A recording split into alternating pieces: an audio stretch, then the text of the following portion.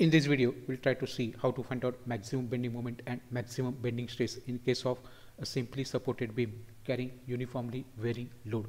Now the arrangement of the beam and problem statement is given over here. So let us first draw the arrangement of the diagram which is given over here. So we have to express the shear force V and bending moment M in terms of X. So we have to find out the general expression for shear force V and bending moment N for 0 less than x less than 3 meter and 3 meter less than x less than 4.5 meter, and then we have to draw shear force diagram and bending moment diagram for the simply supported beam as shown in the figure. Now if the beam is of circular cross section of diameter 50 mm, then we have to find out what will be the value of maximum bending stress induced in the section. Now the varying load starts from 0 and becomes maximum at point C at 300 Newton per meter, and for triangle BCD also it starts from 0, becomes maximum at this particular point C of 300 Newton per meter. First we will see how to convert uniformly varying load into a point load. So let us first consider ACD part, in which this CD is the height which is indicating uniformly varying load at this point of 300 Newton per meter, that is for 1 meter length the force that is acting is 300 Newton. Now as it is a triangular distribution, the UVL will act at the centroid, that is at a distance of b1 by 3 from the base or 2b1 by 3 for the apex. Similarly, if we consider the right angle triangle BCD, where height is h, that is 300 Newton per meter, and the uniformly varying load is now increasing from 0 up to h. And here also, as it is a triangular distribution, the UVL which will convert into a point load will be acting at a distance of b2 by 3 from the base CD, or from the apex it will be acting at a distance of 2b2 by 3. So let us see how to obtain the values of W1 and W2 over here. So we can say that if you consider right angle triangle ACD, then let us see W1 is equal to, let us say W1 is equal to uniformly varying load force of UVL force, that is as it is a triangular distribution it will be 1/2 base into height. So base is 3 meter, height is 300 Newton per meter, that is for 1 meter length it is 300 Newton. Then for B1 it will be how much, and as it is a triangular distribution it is 1/2 B1 into H. Now this will be acting at a distance of b1 by 3 from CD, or at a distance of 2b1 by 3 from the apex A, as we have already seen. Similarly, consider the right angle triangle BCD, and W2 is the UVL force for this particular portion, and as it is a triangular distribution it is 1/2 base into height. So B2 is 1.5, then height is 300. So we can say that it will be 225 Newton, and it will also be acting at a distance of b2 upon 3, that is it will be passing through the centroid of the section. So from CD it will be acting at a distance of b2 upon 3, and from B it will be acting at a distance of 2b2 upon 3. Now we have to find out the values of beam reactions over here.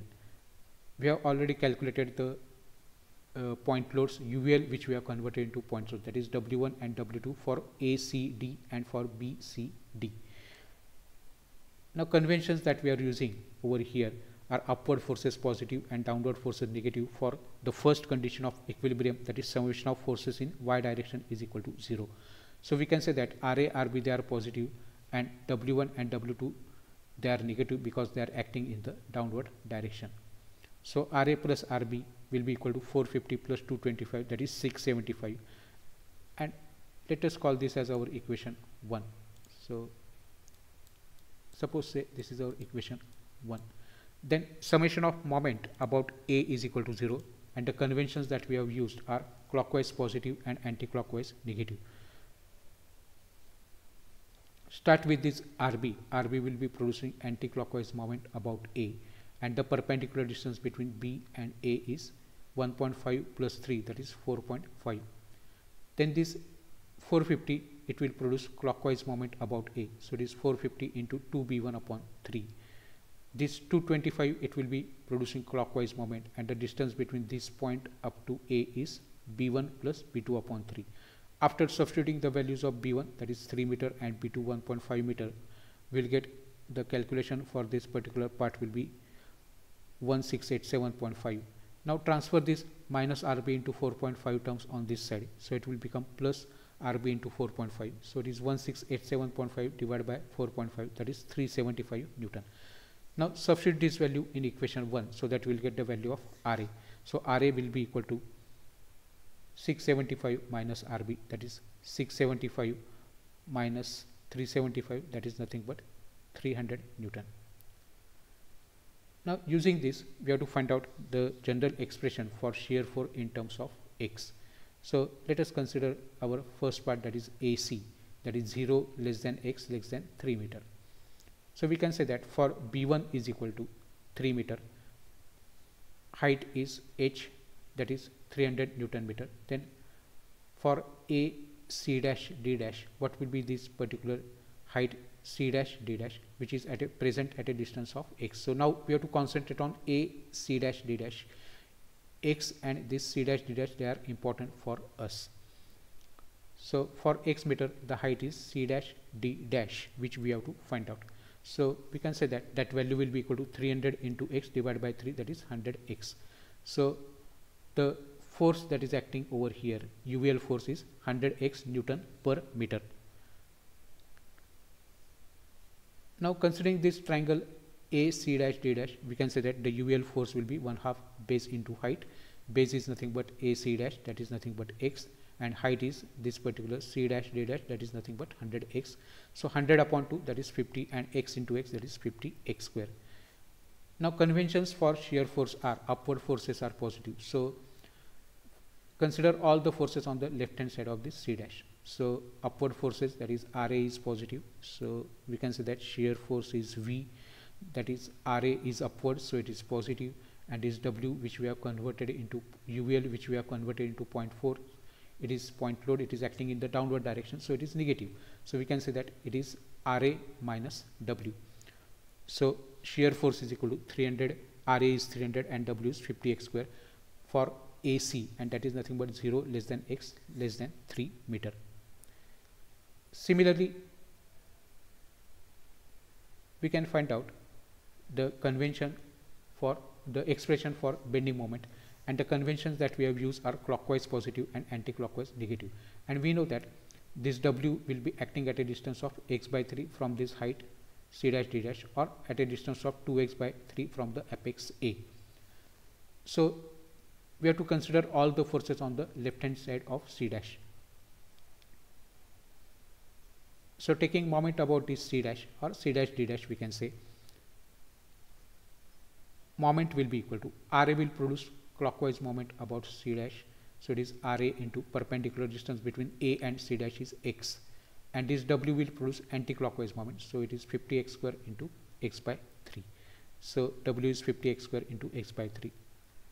So it is 300X minus 50 by 3 X cube, X square into X, that is X cube. So this is the expression, general expression for bending moment from A to C.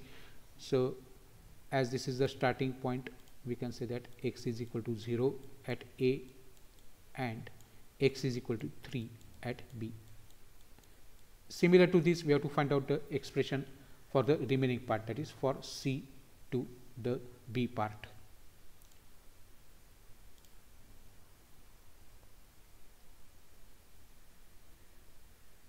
So for B2 is equal to 1.5 meter. Now we'll concentrate on this portion, that is B, C and D, and using this we have to find out the height C dash D dash in the same way as we have done earlier. Now total span length is 3 plus 1.5, that is 4.5. So this distance will be 4.5 minus X if you consider B C dash D dash.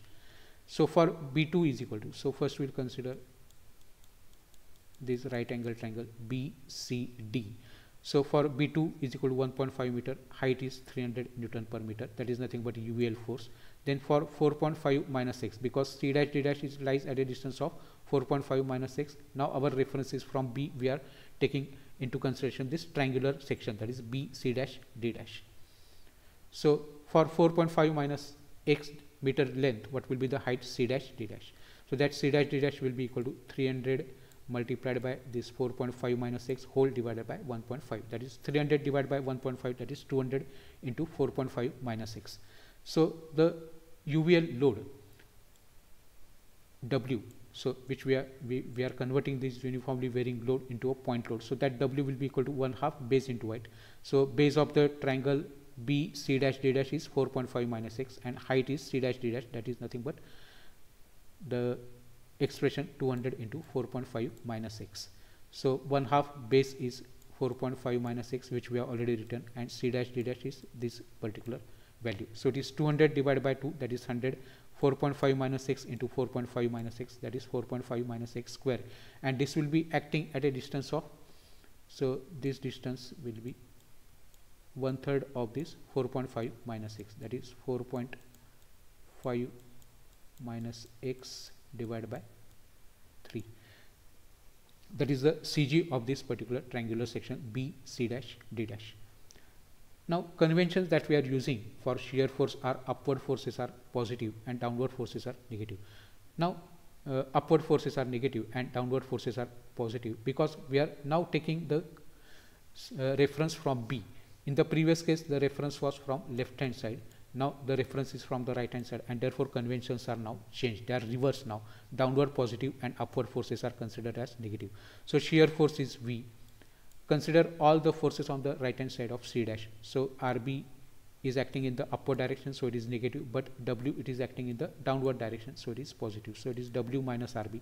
Value of W is 100 into 4.5 minus x bracket square, and RB is 375, and the length is from C to B, that is from 3 meter less than x less than 4.5 meter, that is x lies between 3 to 4.5 meter. So for that, this is the general expression for shear force.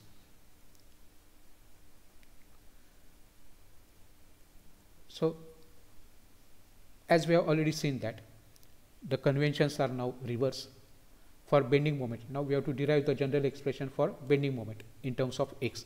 So conventions for bending moment are anti-clockwise positive and clockwise negative. So W we have already calculated, so that we have already seen as 104.5 minus x bracket square. Now consider all the forces on the right hand side of B. So again, as our convention, now we are taking from the right hand side, those are reversed. In the previous case for the triangular A, for the triangle ACD, the conventions for are from A, that is from the left hand side. Now they are from the right hand side, so they are reverse anti-clockwise positive and clockwise negative. So consider all the forces on the right hand side of this C dash. So RB will produce anti-clockwise moment, and hence it is positive. So RB, and perpendicular distance is 4.5 minus x, whereas this W will produce clockwise moment, so that is negative. So W into 4.5 minus x upon 3. Value of W is already we have obtained in the previous slide, so that we can substitute over here. Value of RB is 375, and value of W is 100 into 4.5 minus x bracket square.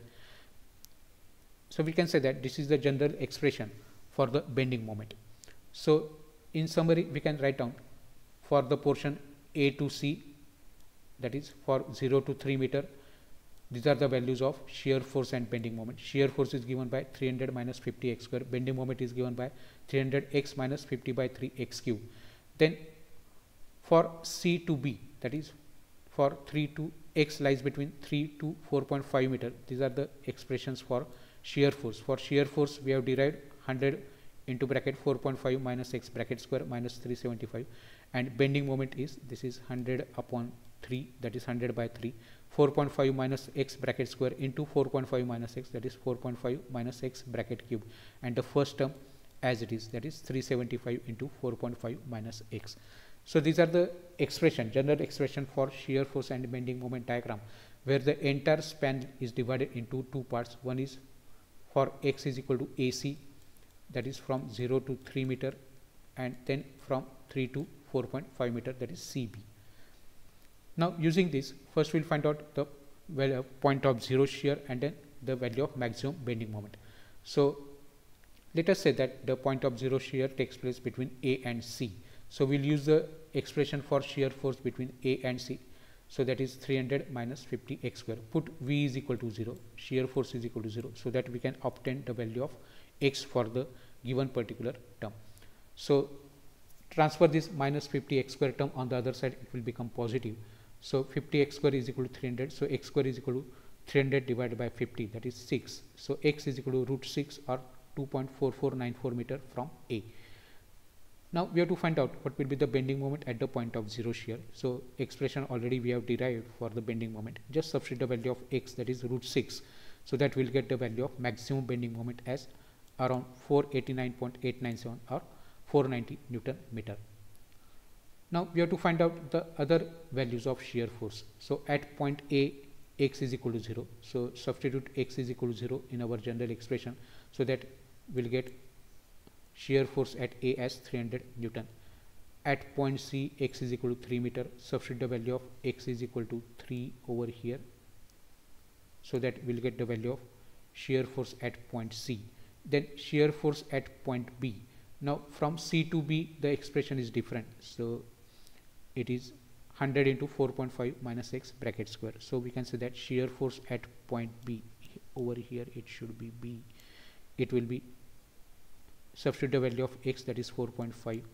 So we will get the value of shear force at point B as minus 375.